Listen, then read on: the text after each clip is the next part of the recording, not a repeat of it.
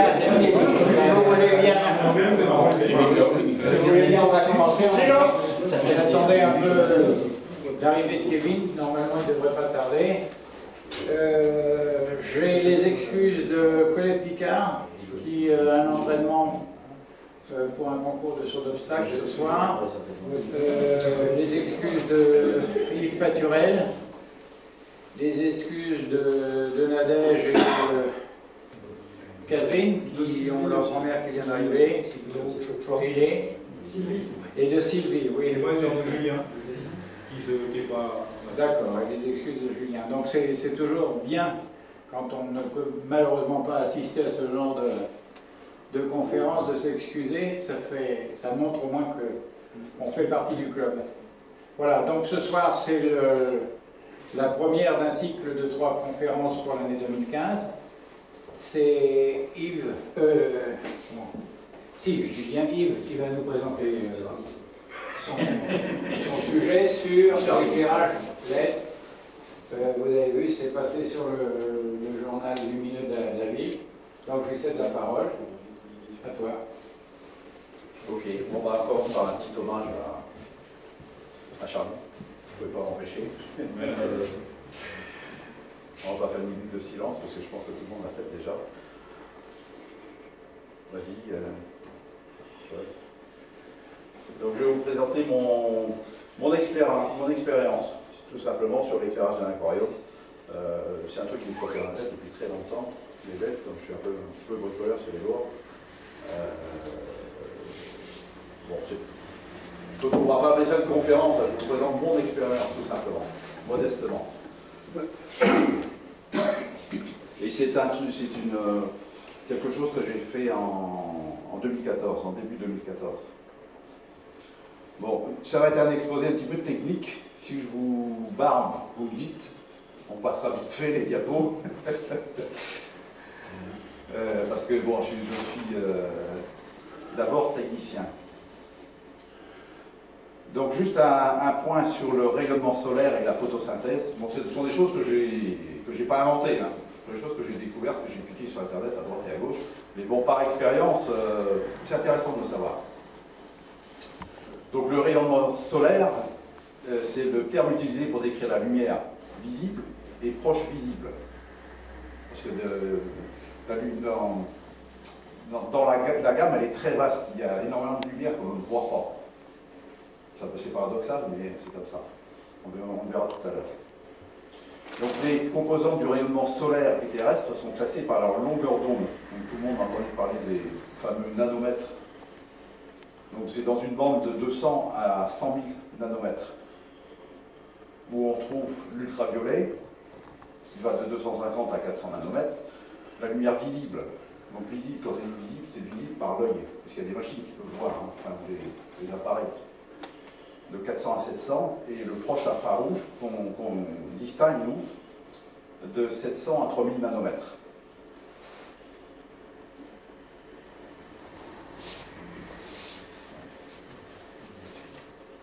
Donc là, on parle de longueur d'onde. Donc la lumière, le spectre terrestre que l'on va représenter sur la courbe du haut à gauche, donc va de 400... ouais. Bon, là, il est représenté de 400 à 750 nanomètres. Et en bas, c'est ce que voit l'œil humain. Donc il y a une différence entre ce que rend un éclairage, entre ce que produit un éclairage, et ce que l'œil humain peut voir. En fait, il ne voit que cette partie-là. Et donc la photosynthèse, par contre, exploite tout le spectre qu'on voit en haut à gauche, et particulièrement les longueurs d'onde rouges et bleues.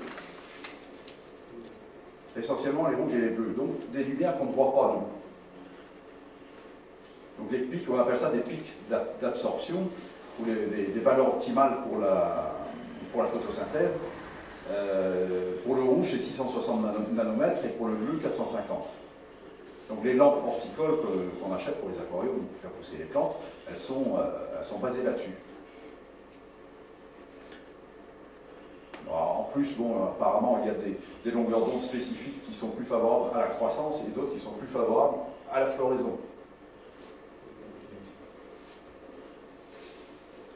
Et pour l'eau de mer, donc on privilégie le bleu 450 nanomètres. Donc c'est ce qu'on voit en général sur les aquariums d'eau de mer. On voit qu'ils sont éclairés en bleu. Donc l'œil humain perçoit ce rayonnement selon sa longueur d'onde. La vision a un pic de sensibilité dans la région jaune et vert. Voilà. Et c'est une couleur qui rend les objets effectivement très visibles. Parce que les UV ne rendent pas les objets visibles. Ils sont là, mais ils ne rendent pas les objets visibles. Donc là, ça reprend un petit peu avec les couleurs. On retrouve le spectre visible et on retrouve l'efficacité pour la photosynthèse. Avec un pic dans le bleu à gauche et un autre dans le rouge.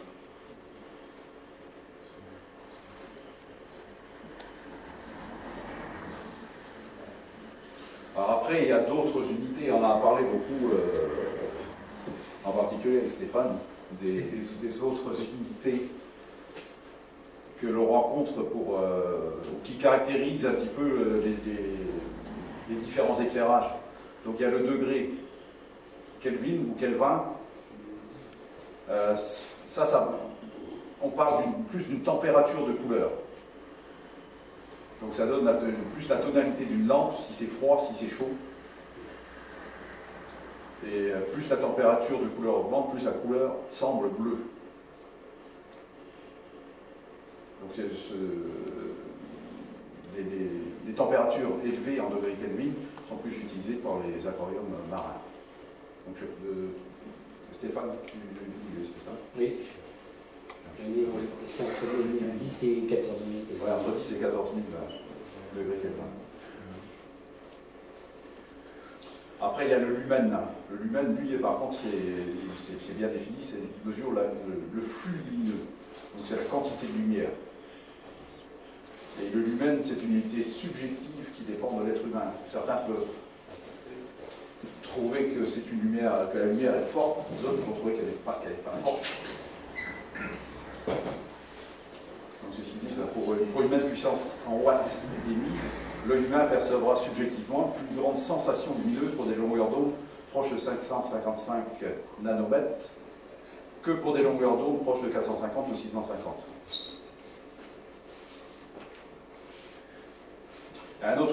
Une autre unité, après, c'est le lux. Le lux, lui, c'est la puissance en lumen par mètre carré. Donc c'est le lumen qu'on a vu au-dessus, mais mesuré sur une surface d'1 mètre carré. Et à titre de comparaison, une nuit de pleine lune, c'est environ un lux, et en plein soleil, en été, c'est 100 000 lux. Après, le lumen par watt, bon, ça mesure le rendement de la source. C'est un facteur de rendement. Alors, il y a un truc intéressant, après, c'est qu'il n'y a pas de facteur de conversion unique entre le lux et le watt par mètre carré. Et c'est parce que ce sont des facteurs de conversion différents pour chaque longueur d'onde. Donc on ne peut pas comparer, ce sont des unités qu'on ne peut pas comparer. On ne peut pas dire un lux égale tant de lumen. Parce que ça dépend de la couleur. Donc là, il donne l'exemple pour une couleur vert-jaune, 1 watt par mètre carré correspond à 683 lux, tandis que pour du rouge ou du bleu, on arrive à moins de 50 lux.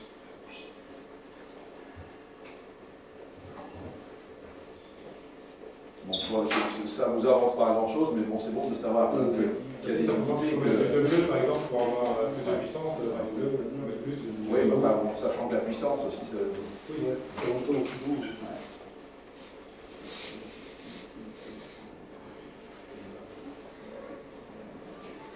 Bon, on va passer à la LED maintenant. Donc pour appréhender correctement un système d'éclairage à LED, il faut notablement tenir compte du rendement du système de conversion énergie-émission de lumière. Donc on part de la source d'alimentation, de la puissance consommée quand on branche l'appareil sur le secteur, et puis du rendement que l'on a derrière, de l'efficacité du système.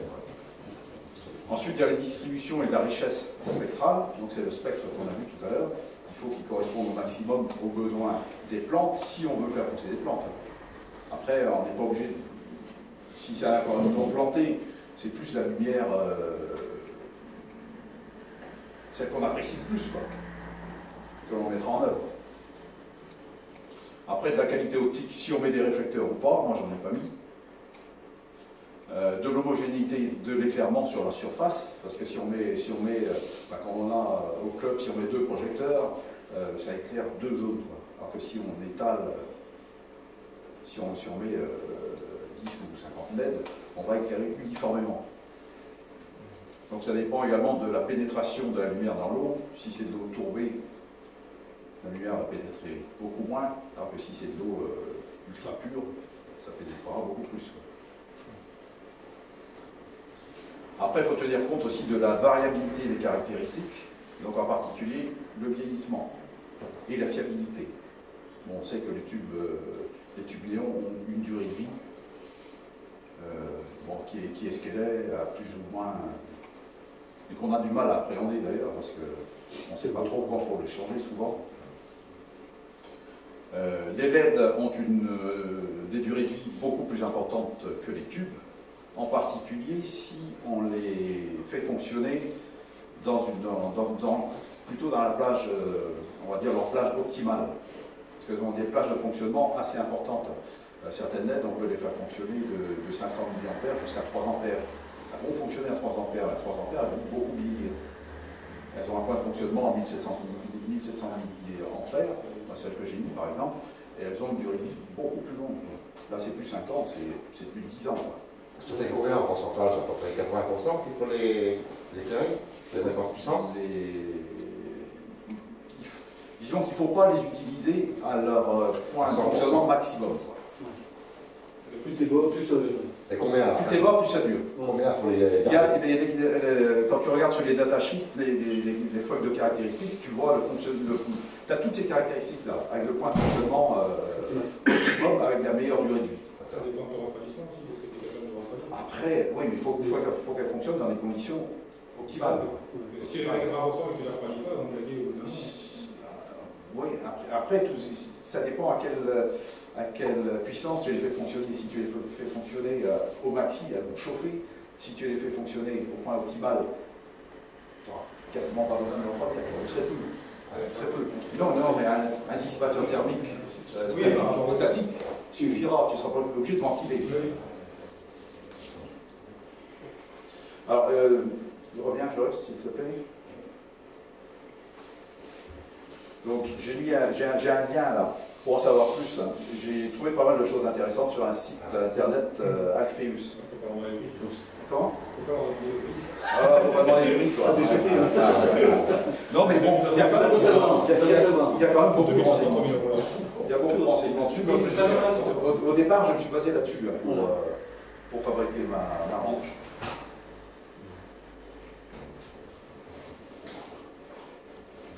Alors les avantages des LED, donc mis en avant évidemment par les constructeurs, c'est une très bonne fiabilité, avec une réduction des flux inférieure à 30%, des performances initiales bien sûr, et moins de 5% de panne après 50 000 heures d'utilisation. 50 000 heures d'utilisation. Donc cette durée de vie est très largement supérieure aux autres solutions applicables au marché aquariophile. La durée de vie pour une réduction du flux de 10% et de 20 000 heures, donc calculée à 8 heures par jour, ça en fait pas mal, ça fait plus de 5 ans largement. Donc en procédant de la manière dont je le disais tout à l'heure, on peut aller beaucoup plus loin. Il y a l'encombrement, effectivement, parce que les LED, sur la manière dont on fabrique sa rampe ou dont elle est fabriquée, ça peut prendre très peu de place. Donc la tension d'alimentation, effectivement, on n'est plus en 220, mais alors, à part de 12 volts, moi je vais jusqu'à 30, je vais quand même 34, je crois, sur ma rampe. Donc 34, on n'est plus normalement en tension de sécurité. Parce que ce sont des trucs que j'ai achetés aux États-Unis, c'est pas commercialisé en France. Mais bon, il n'y a aucun problème pour les avoir.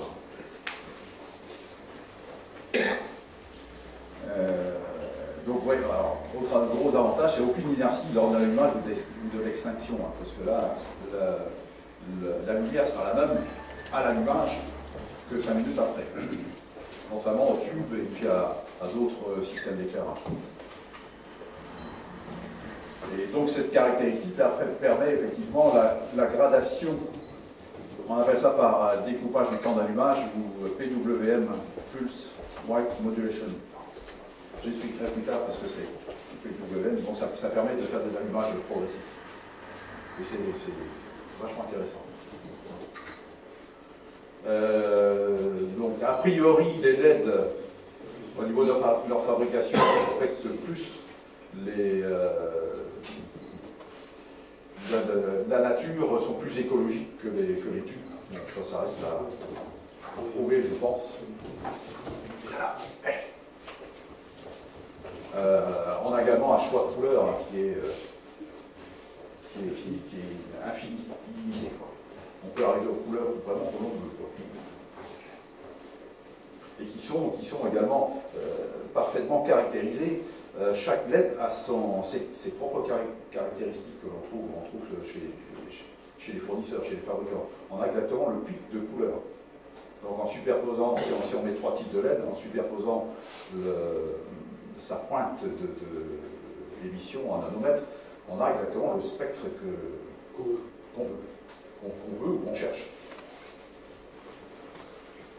Et puis le rendement, effectivement, est super intéressant par rapport à tout le reste. Yves, qu'est-ce qui donne la couleur au LED? C'est le vert qui entoure la... Non. Non. C'est le matériau qui constitue la LED. Il y a du phosphore, par exemple, pour les... Je pense qu'il doit y avoir du phosphore dans toutes, mais il y a d'autres... Gaz? Non, c'est pas des gaz, c'est des matériaux...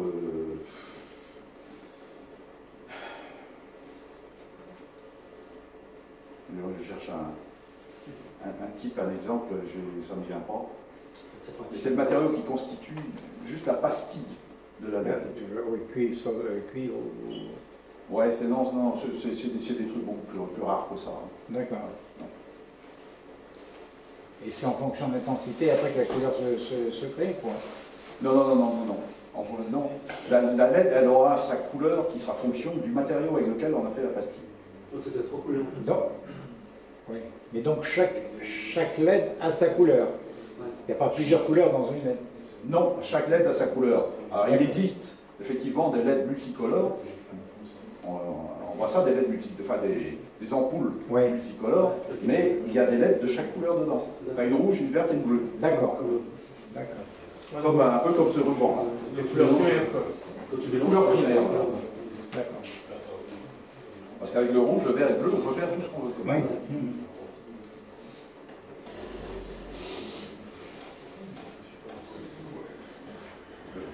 Bon, on continue.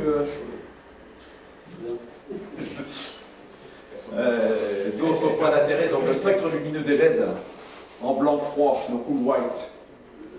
C'est une température de couleur moyenne de 6500 degrés Kelvin. Cette température est compatible avec le boson récifal, effectivement, ça rend très bien, la colonne de mer rend très bien avec du blanc froid.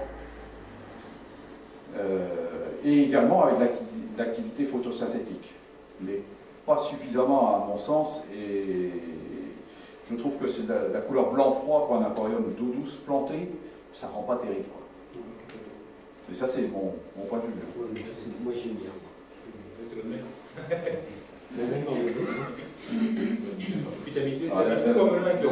Là, on parle du phosphore. Les LED en blanc froid sont les plus faciles à produire, elles nécessitent moins d'apport de phosphore que les LED blanc chaud. De fait, elles sont moins chères et elles ont un très très bon rendement. Et là, on peut trouver des LED jusqu'à 10 000 degrés Kelvin. Alors, autrement, les LED en bleu et Royal Blue remplacent avantageusement les tubes actiniques, donc c'est la lumière noire, sans émission d'ultraviolet. Donc on retrouve la caractéristique de la LED, par exemple, c'est 450 nanomètres pour la Royal Blue,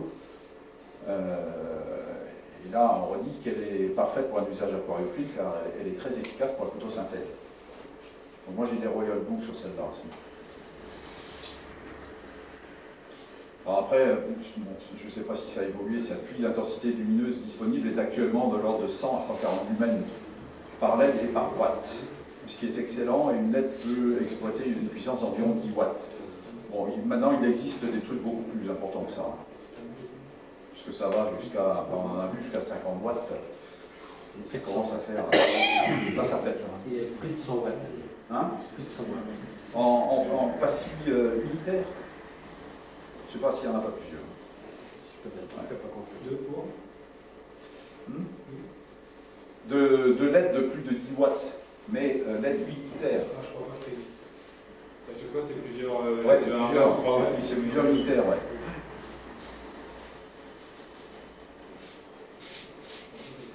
Donc maintenant, on peut donc réaliser des rampes d'éclairage composées exclusivement de LED. Le nombre est simplement calculé pour correspondre au volume et aux besoins. C'est ça le plus difficile.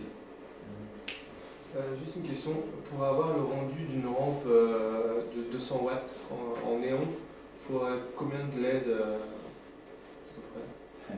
Ça dépend. Oui, Ça dépend de plein de choses. Qu'est-ce que tu veux faire? Pour par exemple du toit il y a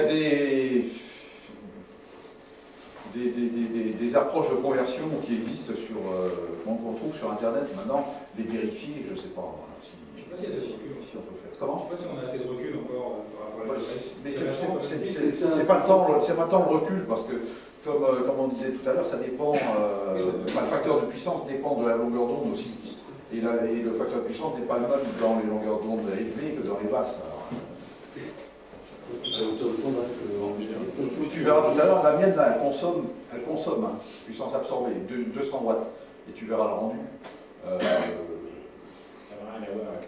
Non, ça n'a rien à voir. Moi, je sais que ma rampe, elle est, quand on descend 160 watts, elle est donnée pour une puissance de 400 watts dans le HPI.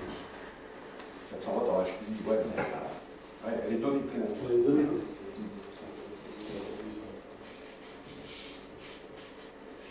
Alors, il y a un autre avantage, c'est que le système, il chauffe presque pas. Ça chauffe un peu, mais ça chauffe presque pas par rapport aux HPI, par rapport même au néon. Ça chauffe moins qu'un néon. Ça chauffe moins qu'un T5. Bien moins qu'un T5. T5, tu rajoutes le T5 plus de ballast, bon, ça dégage quand même un peu de chaleur. Et ça, c'est clair.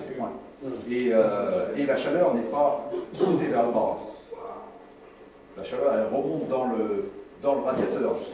Les LED sont fixés sur un dissipateur, enfin les miennes toujours sont fixées sur des dissipateurs thermiques comme ça, sont fixés de ce côté-là, donc c'est comme ça, ça sert de radiateur, la chaleur elle monte, elle descend pas. Donc ça chauffe pas le bac du tout.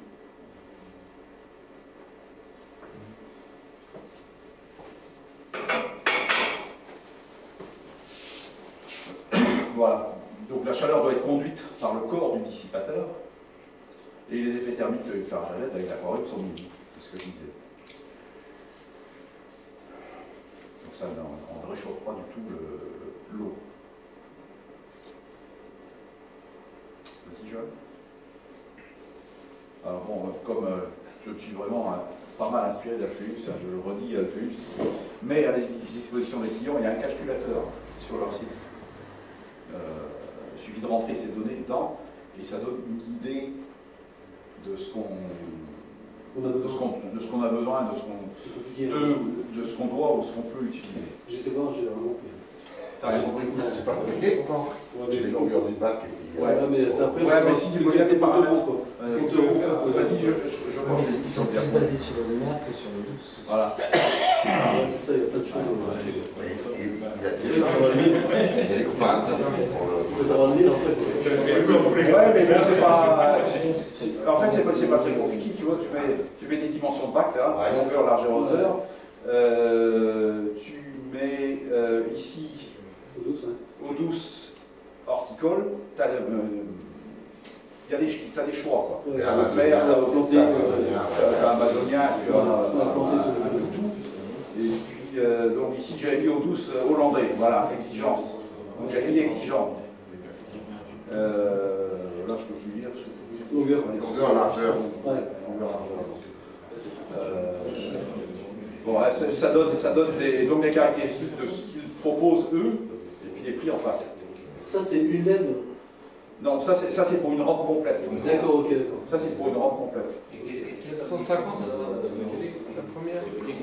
Ça, ah bah eux, pour arriver à te fabriquer une rampe, ils te mettent plusieurs modules. Les modules correspondent à... En fait, ils font des assemblages après avec des modules très équipés qu'ils ont, quoi.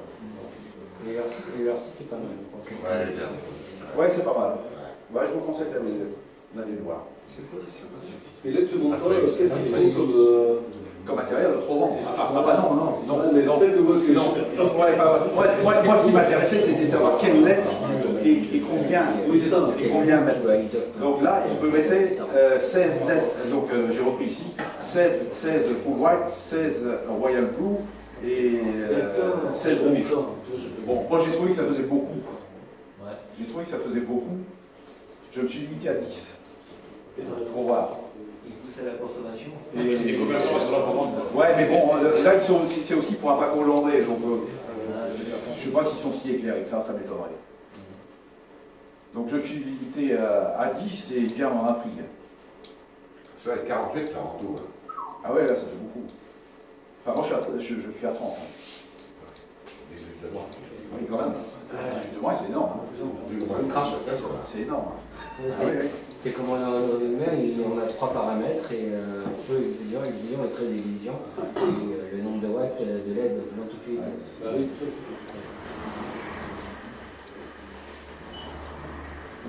Voilà, donc ça c'est ce que j'ai pris moi, les Cool White avec les références, avec le nombre, les caractéristiques auxquelles je les ai mises en œuvre, utilisées. Donc celle-ci, on voit qu'elle fonctionne sur mon appareil à 1750 mA, donc 1 ampère 75. Elles peuvent monter jusqu'à 3 ampères ces LED-là. Donc quand vous verrez comment elles crachent à 1700 mA, si je les mettais à 3 ampères, c'est... La discussion,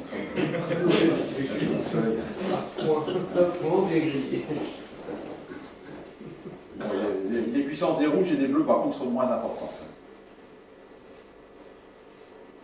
Alors, bon, on va rentrer, on va continuer sur le technique, mais dans un autre domaine, là, on va rentrer dans le domaine électronique. Donc, ici, j'ai mis les caractéristiques auxquelles doivent fonctionner les LED. Donc, 3. Pour celle-ci, je prends juste le cas de la blanche à 1750 mA, donc 3,13 volts par LED, ce qui nous fait pour 10 LED 31 volts 3. Donc j'ai besoin d'une source de courant qui me fournisse 1750 mA sous 31 volts 3. Bon, on passe de 0,3, on passe de 0,3 parce qu'on n'est pas à 0,3 volts près.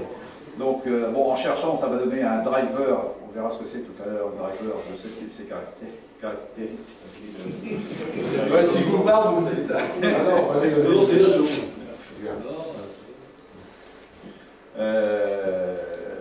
Ouais, donc bon, l'appareil, le truc que j'ai choisi, bon, je ne l'ai pas trouvé à 31,3 évidemment, je l'ai trouvé un truc qui peut monter à 29,7. Moi, ça m'allait très bien. Donc il fonctionne à 29 volts 7. Et il va me cracher 1750 mA parce qu'il est réglable. Donc et ça, pareil pour les autres. Sauf les dernières, les Moonlight, j'ai mis ça un petit peu pour faire plaisir aussi, c'est lumière d'allume.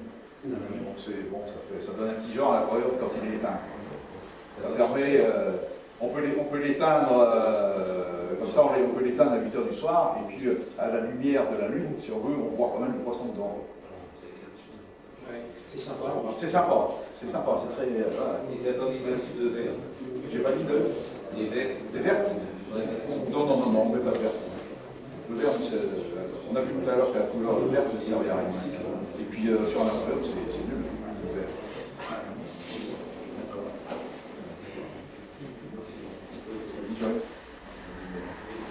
Alors après, on rentre dans les timers. Tout le monde sait ce que c'est le timer? C'est noté? C'est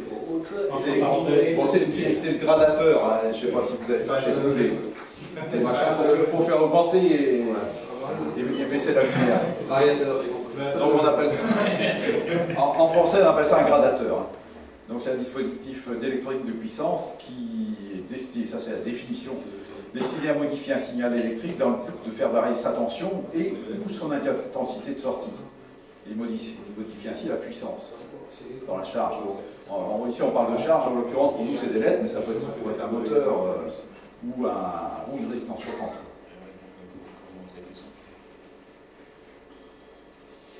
Donc ces alimentations là sont déterminées en fonction de l'intensité requise par les LED.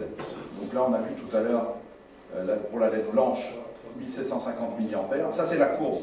Ça c'est une courbe caractéristique de la LED. La LED, elle, a cette caractéristique-là. Et on peut la faire fonctionner ici ou là.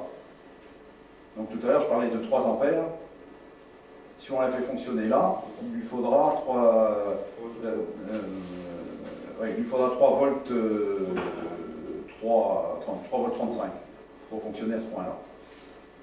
Mais là, on est quasiment au milieu de la courbe, dans le point optimal. C'est là qu'elle aura pas la meilleure, mais une très bonne durée de vie. Et un éclairage intéressant, et sans trop chauffer.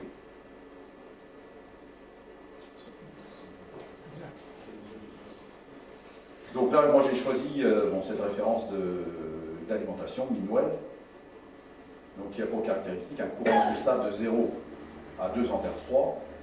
Alors, moi je veux fonctionner à 1 ampère 75 et une tension ajustable de 24,3 à 29,7. Donc par contre là, au niveau tension, on va fonctionner au maximum.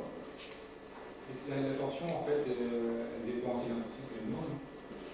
Ces alimentations là sont sont particulières là.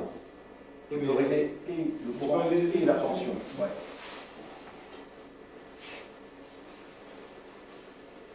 Donc, alors le principe de l'alimentation d'IMA, comment ça fonctionne, c'est juste pour... vous serez moins bête en sortant si vous comprenez. En fait, tout ça, ça fonctionne en courant continu. Ça fonctionne en courant continu et non pas en courant alternatif. Des commentaires? Des questions? Thierry va nous traduire après. Ça, c'est une datasheet, Thierry. Oui, d'accord. C'est dans sa langue, mais c'est correctement bon. Costaud. J'en ai fait. Je disais que tout ça, les LED fonctionnent en courant continu et non pas en courant alternatif. Donc il faut fabriquer du courant continu, de toute façon.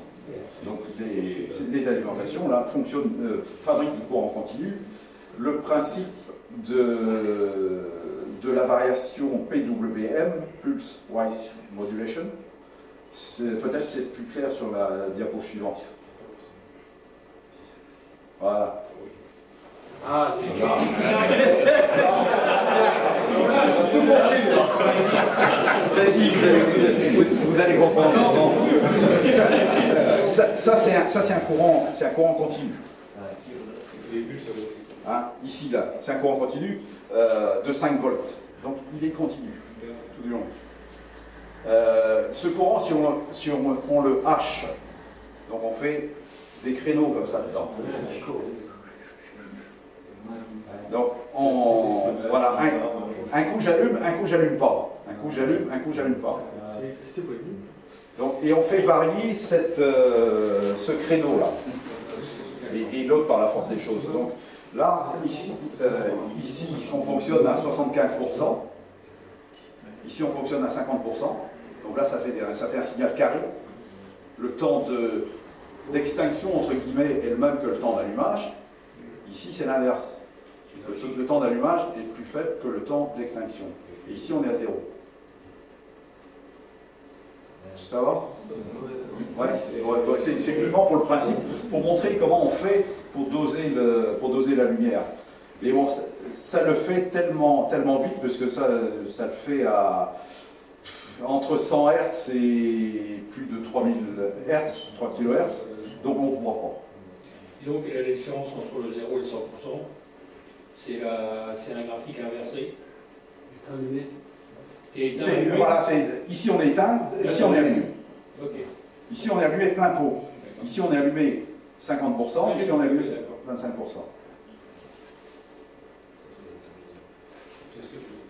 Ah, j'ai tout compris là. Bon, si c'est pas clair, si...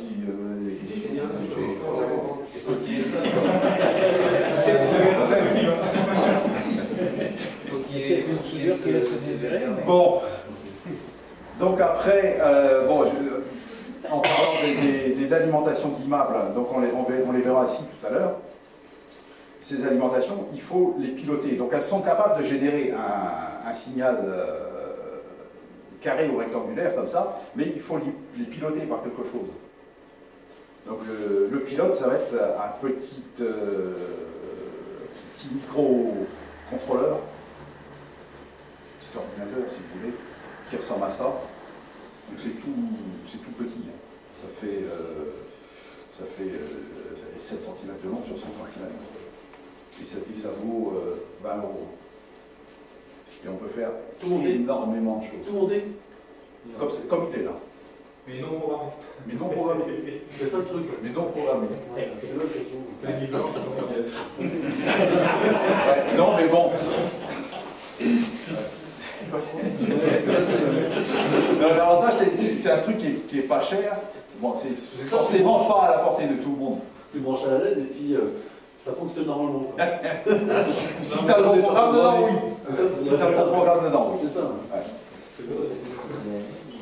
Mais on peut faire énormément de choses avec ça. Tu as des drones autopilotés. Ouais, des drones, on peut faire des des robots, des- toutes sortes de robots. On peut piloter, je sais pas, l'éclairage d'une maison. Ouais, de toute façon, ça dépend du programme que tu mets dedans, tu peux faire n'importe quoi. C'est l'équivalent d'un automate programmable, les API automates programmables industriels qu'on trouve sur les machines. Sauf en ça, niveau sauf en... Et en prix aussi, c'est pas mal. Et en prix, c'est pas la même chose. C'est super. Par contre, pas d'autre chose. Il viendra, on déconne. Ouais, c'est bon, il prend en parler des codes tout faits, il a essayé.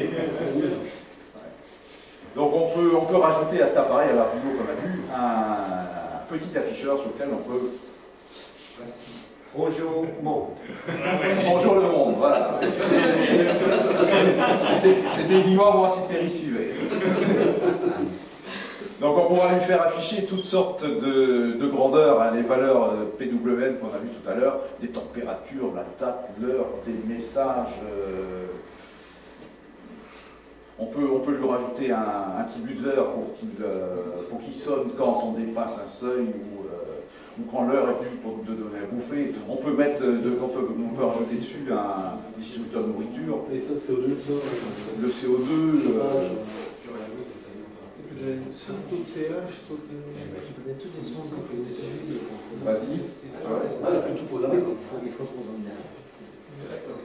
Alors donc j'ai passé mes commandes. Donc la première chez RapidLED, c'est aux États-Unis. C'est un site qui est vachement efficace sur lequel il y a pas énormément de choses, mais il y a tout ce qui nous intéresse.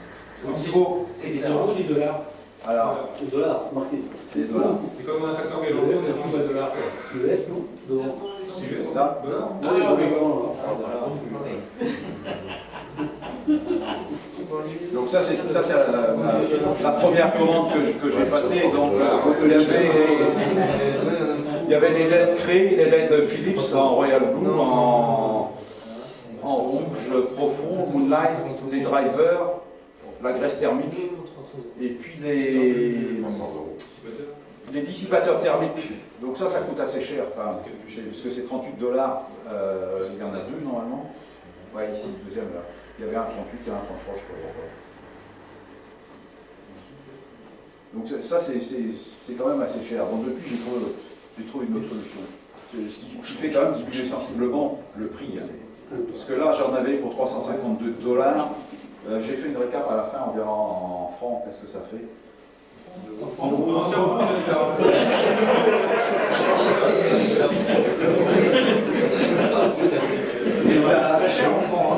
Et la deuxième commande, donc je l'ai passée chez une boîte qui s'appelle Mini in the Box. Bon, c'est un truc que je ne conseille pas forcément, mais bon, parce que ça vient de Chine. De toute façon, tout vient de Ça vient de Shenzhen. Hein? Tout vient de là. Ouais, beaucoup de choses viennent de là. Quand tu payes la DE, Bon, par contre, quand on voit les prix, c'est pour rien. et c'est livré. Un module d'horloge pour aller sur l'Arduino, c'est 4,68 €. L'Arduino Uno, ici, il est à 25 €. Enfin bon, là, en Chine, j'avais une commande de 37 €. Hein. Et en France? Made in France. Made in China. Et en France? En France, Tu le rachetes En en France? France, on peut trouver, maintenant que j'ai cherché un petit peu sur eBay, on peut trouver des trucs qui viennent d'Europe. De toute façon, c'est fabriqué en Chine, il ne faut pas se leurrer. Oui, bien sûr. C'est fabriqué en Chine. Mais on peut acheter, peut-être pas en France, mais en Europe, au moins. Parce que le dernier que j'ai acheté, il est venu des Pays-Bas. Oui, parce qu'il a transité. Parce que moi, j'ai commandé en Chine, Ouais. et soi-disant, c'était une plateforme néerlandaise, Ouais. européenne. Ouais. Donc, alors c'est Monsieur Young ou Young Ouais. qui a envoyé à Monsieur Young aux Pays-Bas. Oui, oui, oui. Et après, des Pays-Bas et donc d'Europe, c'est envoyé en France. Ah oui, mais tu ne payes pas les droits de douane comme ça. C'est ça, ouais. De toute façon, ils font des paquets. Moi, mes lettres sont arrivées en 8 paquets distincts. Donc, tous les jours, j'avais un paquet dans la boîte. Parce que c'est des paquets qui dépassent pas 20 €. Il s'est ouvert par les douanes. Il y a un collant en jaune, comme quoi ça a été contrôlé. Seulement, quand ça dépasse pas 20 €, il n'y a pas de taxe. Donc, il sépare les envois en dessous de 20 €. Ouais, Après, c'est eux qui payent, c'est pas encore compris. Donc, ouais, mais on se demande comment ils font d'ailleurs. Parce que souvent, il y a plus cher dans le port que dans ce qu'il y a dedans. C'est-à-dire que quand tu penses pas que tu achètes des LED à 2-3 € et qu'elles arrivent prêt payées, enfin prêt port payé, donc traverser le monde. Ah ouais, ça paraît. Donc, alors le plan de ma rampe, hein, vous verrez, ça correspond à ce que j'ai fabriqué. Bon, après, la disposition des bleus, des rouges et des C'est blancs. toi qui as calculé tout ça ou bien? Comment? C'est toi qui as calculé tout ça, les dispositions? Ah oui, oui. Ouais. Ah oui. Bah oui, en fonction de la place que j'avais sur mon bac, j'ai dessiné d'abord le cadre. Oui, oui. Après, il a fallu que je trouve avec quoi j'allais la fabriquer. Quoi. Ouais. J'ai trouvé de la cornée, enfin, je suis allé chercher un bureau de Cornouailles à Quimper. C'est presque ça qui m'a coûté le plus cher, quoi. 60 € uniquement de cornière. Je pense qu'il y a moyen de trouver. C'est la nuit. C'est de la nuit. La vue à disait. Donc j'ai dessiné, j'ai implanté tous mes appareils dessus, puis bon, j'ai réussi à tout caser dedans. Au départ, je ne savais pas si tout serait rentré dans le châssis. Et j'ai réussi à tout disposer dans le châssis comme ça. Donc avec les dissipateurs thermiques que vous verrez tout à l'heure, hein, l'équivalent de ça, mais en beaucoup plus massif. Vas-y, Joël. Donc un petit schéma électrique pour bien organiser tout ça, pour savoir où j'allais. Parce qu'en plus, il fallait que je fabrique un petit circuit imprimé, là, parce que l'histoire de compatibilité, de tension entre l'Arduino et puis des drivers qui sont là. Bon, je ne rentre pas dans le détail. Ça, c'est tous les soudures. Comment? Tous les soudures, ça, qui est... Non, ça, ce sont les bornes. Ouais. Ça, ce sont les bornes de l'Arduino. Et ça, c'est les fils qui partent. Mais ça, c'est des fils. Ouais, ça, c'est une petite partie. Des brosselles essentielles. Voilà. Ah, du Un peu d'image. Et là, on reprend tout. Alors, on prend tout. Donc, sur la première, la fabrication du châssis cornière, l'avantage de la vue, c'est que ça se travaille avec les machines à voix. J'en dis pas de quoi? Un petit gâteau pour Philippe à côté, ça l'aurait intéressé. Parce qu'elle a envie de partir des Ah. Non, mais Donc, bon, il y a différentes étapes de la fabrication, on l'a vite fait. Bon, ici, voilà, le châssis est quasi terminé. Vas-y, Joël. C'est collé, t'as vrai? C'est collé?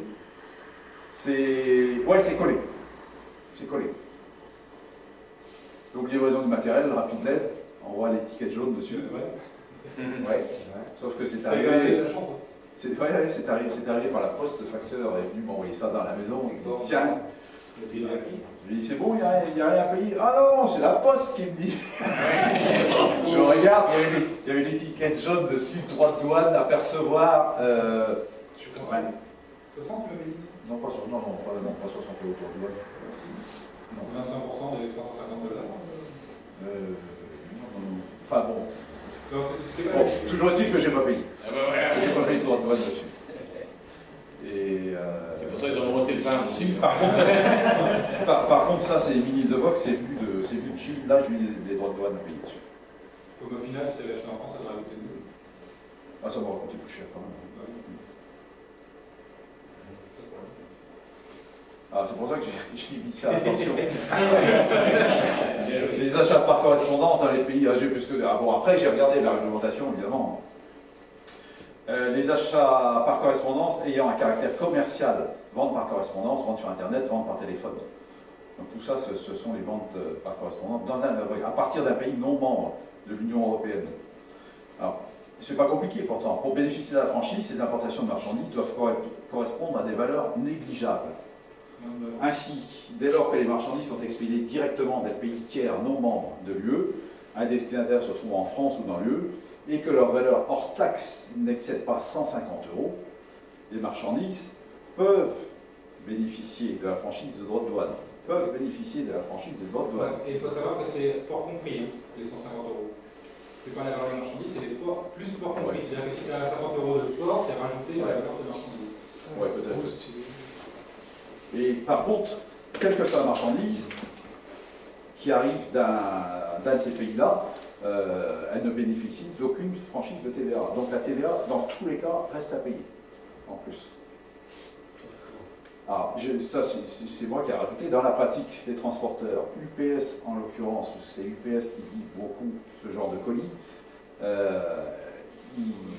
alors que vous avez payé à la commande, ils vous remettent le colis en échange du règlement correspondant à la TVA sur les marchandises, donc ça c'est normal, additionné d'un montant forfaitaire de frais de dédouanement de 15 €. Oh, putain. Ouais. Ça, c'est pour eux dans la poche, c'est les frais de traitement. C'est les pays ici, oui. Alors qu'il n'y a pas de dédouanement obligatoire, et eux, il te faut payer des frais de dédouanement quand même. Alors, et c'est un forfait pour 15 €. Alors, tu commandes pour 15 € de marchandises, tu as 15 € de frais de douane. Quand j'ai commandé du matos pour le paintball, j'ai commandé par UPS avec une autre boîte américaine. Ouais. Et j'étais passé à la douane, apparemment. Ouais. Mais parfois ça passe à côté. Ah oui, quand ça passe à la douane, ouais, mais par UPS, non, c'est eux qui prennent les frais.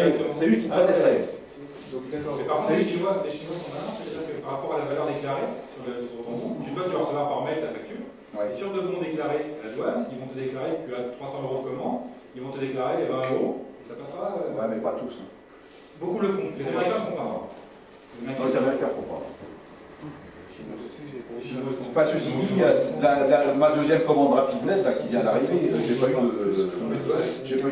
droit de douane dessus non plus. Et à la douane, C'est pas ça. Notre ruse de paintball avait déclaré 150 €. Et du coup, j'ai payé. Voilà, donc là c'était les essais, puisque j'étais novice comme vous, je découvrais le truc, l'Arduino, avant je ne savais pas ce que c'était.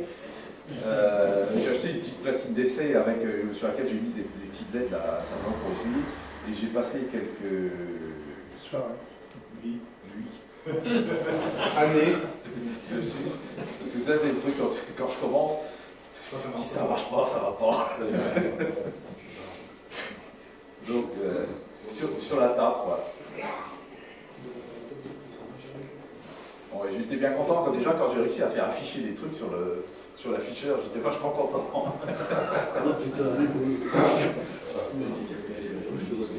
Donc ensuite j'ai commencé le montage, donc ici les dissipateurs thermiques, ici des espèces de radiateurs hein, qu'on voit là, ceux-là sont arrivés déjà pré-percés, donc tarodés. Il y a les LED à mettre dessus et puis deux vis à mettre par LED. Un petit peu de graisse de pâte thermique pour conduire la chaleur sur le radiateur. Et puis c'est bon. Donc là, pour faire les choses bien, j'ai mis des fils bleus pour les LED bleus, des fils rouges pour les LED rouges, des fils blancs pour les LED blanches. C'est un branchement gazonnant. Et donc après, j'ai mis, bon, ça c'est du bricolage, j'ai rajouté des petits interrupteurs pour pouvoir, une fois que c'est éteint en automatique, la nuit par exemple, si je veux allumer, plutôt que d'aller sur l'ordinateur pour allumer, un petit coup d'interrupteur, puis ça marche. Ça c'est le petit circuit imprimé dont je vous parlais tout à l'heure, que j'ai été obligé de fabriquer en plus, parce qu'il y avait incompatibilité au niveau des tensions de commande.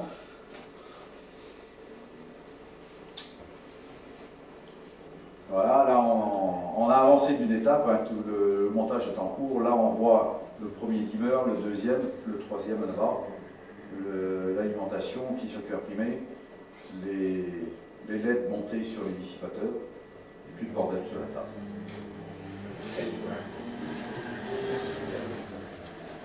Là on est en phase de réglage des LED, là on voit que les LED sont allumés. Là j'ai été obligé de mettre un papier dessus parce que c'était absolument éblouissant. Le réglage, je l'ai fait au maximum, quoi. Maximum de puissance des LED. Donc là, on voit 29 volts, c'est ce qu'on a vu tout à l'heure, je crois. Oui. Et 700 mAh, donc je devais être sur des LED bleu ou rouge, là. Voilà. Et la lumière tue.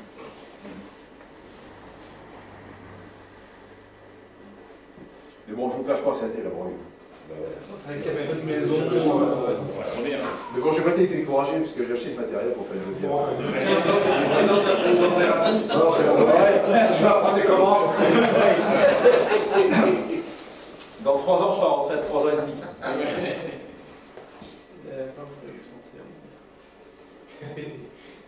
Alors, ensuite, donc la séquence de programmation qui durera plusieurs nuits, effectivement.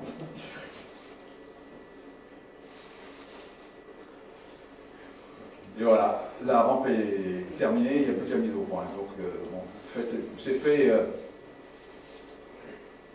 pour certaines choses avec les moyens du bord, parce que je cherchais une solution pour fixer les dissipateurs sur le truc. J'ai trouvé des sandaux que j'avais à la maison. Et c'est très bien. Ouais, moi, si tu peux le monter comme tu veux. Ça, c'est une. Planté? Ah.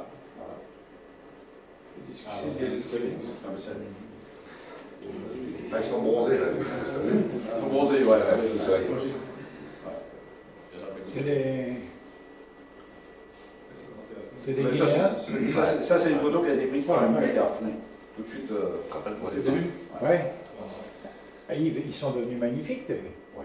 Bah, depuis qu'il a enlevé le crocodile.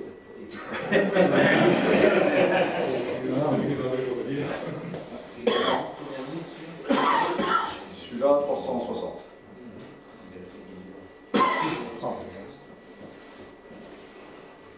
Magnifique. Voilà. Il n'y a plus? Je crois qu'il restait une. Ah, si, oui. Voilà. Donc le prix de revient, donc ouais, là c'est en dollars, j'ai fait le truc sur Excel. Donc, en euros, j'arrive grosso modo à 350 €. Sans compter la main d'œuvre. Sans compter la main d'œuvre. Sans compter le programmeur aussi. Donc je peux vous montrer ce que ça donne, enfin à quoi ça ressemble un petit peu le programme. Si c'est la dernière diapo, je crois qu'il y a plus de près. En fait, il n'y a pas de grosse somme, c'est plein de petites sommes finalement. Ah bah si, merci de votre attention. Donc, bien évidemment, je reste à votre disposition pour tout renseignement ou conseil. Pour les devis, c'est vous. Qui compte, on a fait une rampe par